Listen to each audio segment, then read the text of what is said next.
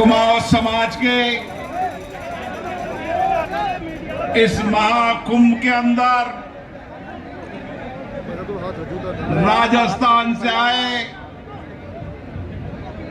सभी कुमाऊं शिल्पकारों को मैं प्रणाम करता हूं।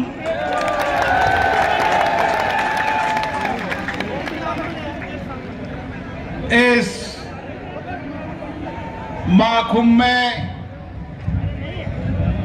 भीमाराम जी दम्मीवाला, ताराचंद जी सुरैया जी, छोटू राम जी, फुलेरा से विधायक माननीय निर्मल कुमावत जी, युवा नेता डीडी कुमावत जी, पन्ना लाल जी और मंच में विराजे सभी पदाधिकारीगण, हमारे धार्मिक ग्रुप और यहां पर आए सभी अतिथियों का मैं स्वागत करता हूं, अभिनंदन करता हूं। साथियों, कुमाऊं समाज का एक बड़ा इतिहास है। मेवाड़ की पुण्य धरती पर महाराणा कुंभा ने अपने राज दरबार में अपने राज शिल्पियों को संबोधित करते हुए कुमाऊतों को मेवाड़ का रक्षक कहा था। उन्होंने कहा था, हे कुमाऊं क्षत्रियों, कु यानी धरती माता और वनवानी यानी सतत रक्षक, वास्तव में आप मेवाड़ के रक्षक हो। और आज भी इस भारत की प्राचीनतम आध्यात्मिक कला संस्कृति के असली शिल्पकार रक्षक हैं तो कुमाऊं समाज के लोग हैं। और इसीलिए भारत और राजस्थान की गौरवशाली परंपरा को समृद्ध करने में, उसकी विरासत रक्षक में आपकी बहुत बड़ी भूमिका है।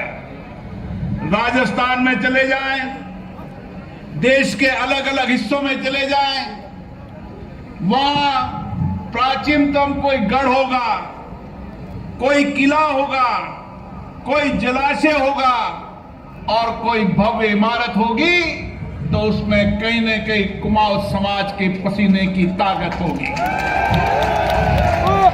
और इसीलिए आज भी,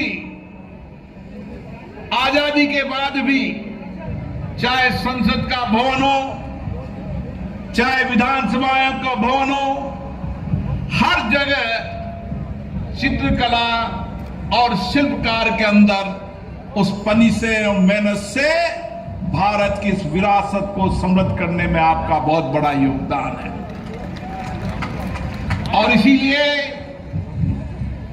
आप शिल्प सर्जनकार हो, आप वास्तुकला के विश्वकर्मा हो। और इसीलिए विश्वकर्मा के रूप में आपका सम्मान और मान आज भी सभी समाजों के अंदर है। इसलिए साथियों, इस राजस्थान की ऐतिहासिक नगरी में हम बैठे हैं, जयपुर में।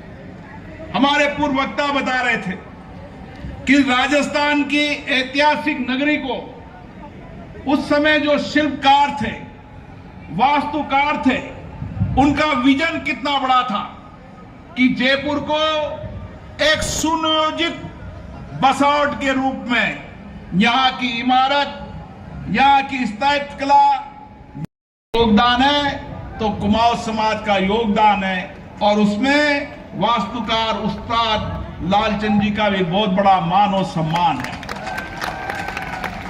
शिल्प गणेश खोवाल हो, उस्ताद राम विलास मनेठिया जी हो, जागीरदार उस्ताद लक्ष्मी नारायण जी मनेठिया हो, और समाज के बहुत सारे लोग जिन्होंने अपनी मेहनत से, कठिन परिश्रम से अपनी कला से इस जयपुर के जीवंत बनाने के अंदर बहुत बड़ा योगदान दिया है।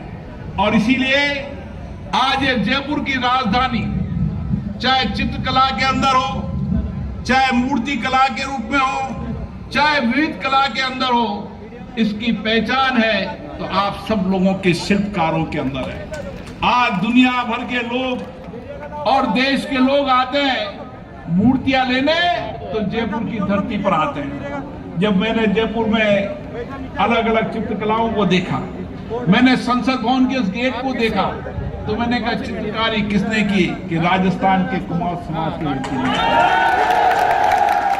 तो मुझे भी गर्व हुआ कि जिस धरती से मैं आता हूं, उस धरती पर ऐसे शिल्पकार हैं, ऐसे चित्रकार हैं, ऐसे मूर्तिकार हैं, जिन्होंने भारत की वैभवशाली विरासत को हमेशा समृद्ध करने में योगदान दिया है। और इसीलिए आज भारत की स्थायिक कला हो, आध्यात्मिक हो, सांस्कृतिक विरासत हो, उस सब में प्राचीनतम रूप में जो ऐतिहासिक धरोहर है, उसमें कुमाऊं समाज का योगदान है। और इसीलिए चाहे राजस्थान आज पर्यटन नगरी हो, पर्यटन के रूप में हमारी ऐतिहासिक विरासत, इन कलाओं को देखने, यहाँ की समृद्ध विरासत को देखने दुनिया के लोग आते हैं। इसलिए आपके योगदान के कारण भारत के अंदर पर्यटन को समृद्धि मिली है और अर्थव्यवस्था को मजबूत करने में कहीं न कहीं आपका बहुत बड़ा योगदान है। इसके साथियों, आज कोई भी मंदिर में चले जाएं, उस मंदिर के अंदर चाहे चित्रकला हो, चाहे मूर्ति कला हो, उसमें कहीं ना कहीं आपकी पसीने, आपकी मेहनत का कहीं ना कहीं झलक आती है। और इसके कारण आज राजस्थान नहीं, देश के अंदर आपका नाम और वैभव हमेशा अमर रहेगा। अब समय बदल गया है, समय बदलाव की ओर है। समाज का मूल काम करते करते समाज ने कुछ प्रगति की है, लेकिन हमें और आगे बढ़ना है। हमें समाज को अगर आर्थिक सामाजिक रूप से मजबूत करना है, तो हमें शिल्पकार के अंदर जहां आधुनिकता का काम भी करना होगा, वहां हमारी विरासत को भी जिंदा रहना होगा। और इसलिए मेरा आपसे निवेदन है कि आप अपने समाज के अंदर, हम राजनीतिक दृष्टि से आगे बढ़े, ये हमारी आवाज हो सकती है। हम सामाजिक दृष्टि से आगे बढ़े, ये आवाज हो सकती है। लेकिन उसके साथ साथ हमारी जो नौजवान पीढ़ी है, जो आने वाले समय के अंदर देश और प्रदेश का नेतृत्व कर रहेगी, उस पीढ़ी को भी संस्कारित और शिक्षित बनाना हमारी सबसे बड़ी जिम्मेदारी है। हमारी जिम्मेदारी है कि हमारी बेटियों को इस तरीके का हम अच्छी संस्कारी शिक्षा दें। अरे आप में तो वो शिल्पकार है, आप में तो वो दिमाग है, आप कड़ी मेहनत करने वाले हो, कठिन परिश्रम करने वाले हो। इसलिए परिवार के अंदर भी देखा जाए और वंशागत रूप में देखा जाए तो आप जैसे मस्तिष्क का व्यक्ति कोई हो नहीं सकता। और इसीलिए आपको समाज के अंदर हमारी युवा पीढ़ी को इस ऊर्जावान के साथ साथ एक अच्छी शिक्षा, एक तकनीकी शिक्षा, एक आधुनिक शिक्षा देकर समाज में आने वाले समय के अंदर हमारा समाज का व्यक्ति देश और प्रदेश में नेतृत्व करे। कई लोगों ने नेतृत्व किया है, मैं नाम नहीं गिना सकता, नाम बहुत सारे हैं, लेकिन जिन्होंने दिल्ली के अंदर भी नेतृत्व किया, जिन्होंने राजस्थान में नेतृत्व किया, लेकिन अब गांव-गांव से निकलना चाहिए। अभाव में रहने के बाद भी हमारे गांव का शिल्पकार बच्चा दुनिया में नेतृत्व करे, ये क्षमता हमें सामूहिक प्रयासों से पैदा करने की आवश्यकता है। और इसीलिए मैं आपसे निवेदन करना चाहता हूं कि हमारी कोशिश होनी चाहिए कि समाज के अंतिम पायदान में बैठे व्यक्ति के जीवन को हम कैसे बदल सकते हैं। और इसीलिए जब समाज में हम बैठते हैं, सामूहिकता के साथ बैठते हैं, मिलकर सामूहिकता के साथ निर्णय करते हैं, तो हम हमारे समाज में जो आर्थिक सामाजिक परिवर्तन लाने का प्रयास कर रहे हैं, इसके लिए भी हमें चर्चा संवाद करना चाहिए। लोकतंत्र हमारी ताकत रही है, लोकतंत्र हमारी विरासत रही है, लोकतंत्र हमारे जीवन की प्राचीनतम पद्धति रही है। इसीलिए तो कहते हैं भारत लोकतंत्र की जननी है। हमारा लोकतंत्र आजादी के बाद का लोकतंत्र नहीं है। हमारा लोकतंत्र महाभारत से लेकर तमाम युगों तक हमारा लोकतंत्र रहा, हमारे जीवन में लोकतंत्र रहा है। हमारे समाजों में, हमारे गांव में बैठकर हम जो चर्चा करते थे, बैठकर निर्णय करते थे, उस निर्णय चर्चा को समाज मानता था, गांव मानता था। और इसीलिए समय आ गया है। ये सामूहिक पंचायत करने का अर्थ हमारा ये होता है कि हमारी बुनियादी बातों को भी करें, लेकिन इसके साथ साथ समाज के पायदान के अंतिम व्यक्ति बैठे उसके जीवन को कैसे बदल सकते हैं। हम हमारे प्रयासों से कई धर्मशालाएं बनाते हैं, कई विद्यालय बनाते हैं, कई चिकित्सालय बनाते हैं। यह आप सामाजिक कंट्रीब्यूशन आपका बहुत बड़ा है, सामाजिक योगदान बहुत बड़ा है। वह केवल आप समाज के लिए नहीं करते, आप संपूर्ण समाज के लिए करने का काम करते। ये हमेशा आपकी ताकत रही है। आप जब भी जिस गांव में रहते हो, जिस शहर में रहते हो, जिस मोहल्ले में रहते हो, आपको सब लोग क्यों मानते हैं कि आप सबको साथ लेकर चलते हो, आप सामूहिकता के साथ लेकर चलते हो, आप वसुदेव कुटुंबकम की संस्कृति को मानते हो, और इसीलिए सारा समाज भी आपके साथ रहता है। यह आपकी शक्ति और सामर्थ्य है। इसलिए हमें जब कई बार मैं समाजों में जाता हूं तो लोग कहते हैं समाज की राजनीति देश को तोड़ने का काम करती है। मेरा कहना है समाज की राजनीति ही देश को आगे बढ़ाने का काम कर रही है। जब समाज आगे बढ़ेगा, समाज के लोग बैठकर निर्णय करेंगे, अच्छी शिक्षा का, अच्छे संस्कारों का, अच्छी संस्कृति का, हमारी विरासत को याद करेंगे, हर समाज आगे बढ़ेगा तो देश आगे बढ़ेगा। और देश को आगे बढ़ाना है, राष्ट्र को आगे बढ़ाना है, तो हर समाज को आगे बढ़ाना होगा।